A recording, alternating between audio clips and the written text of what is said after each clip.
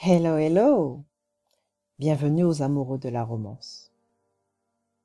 Aujourd'hui, le deuxième de ma sélection du mois de février.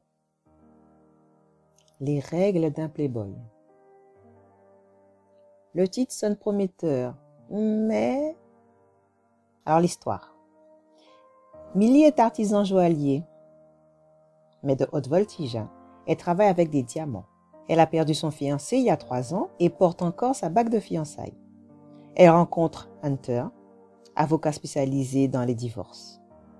Leur rencontre, arrangée par des amis, se passe mal pour diverses raisons, que vous découvrirez après l'avoir lu.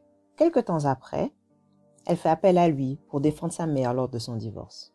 Il accepte son dossier, mais en parallèle, il courtise Millie, qui lui fait beaucoup d'effet. Après avoir beaucoup lutté contre cette attirance, Millie cède et d'un commun accord, il décide d'avoir une aventure passagère, mais en toute discrétion, car Millie ne veut pas être épinglée comme la dernière conquête de ce playboy. Malgré ses mises en garde, elle ne peut continuer à ignorer les sentiments naissants qu'elle éprouve. Elle tente de les cacher au maximum, mais Hunter finit par s'en apercevoir, et cette découverte sonne la fin de leur aventure.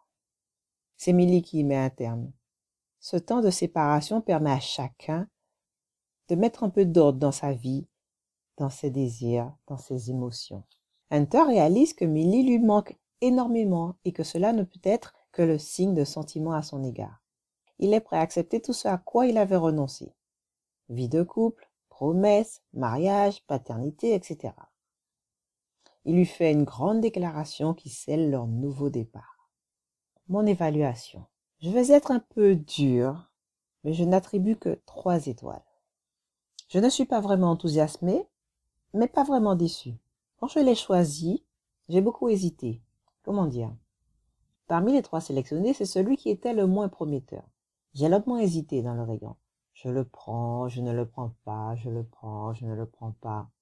Bon, trop indécise, je l'ai mis dans mon panier et je suis partie en caisse régler mes achats. Je m'attendais à quelque chose comme ça en le lisant, mais je pensais que le bonhomme aurait été plus méchant. Non, pas vraiment méchant, plus cynique, avant de devenir doux comme un agneau. On passe tout de même un bon moment en le lisant.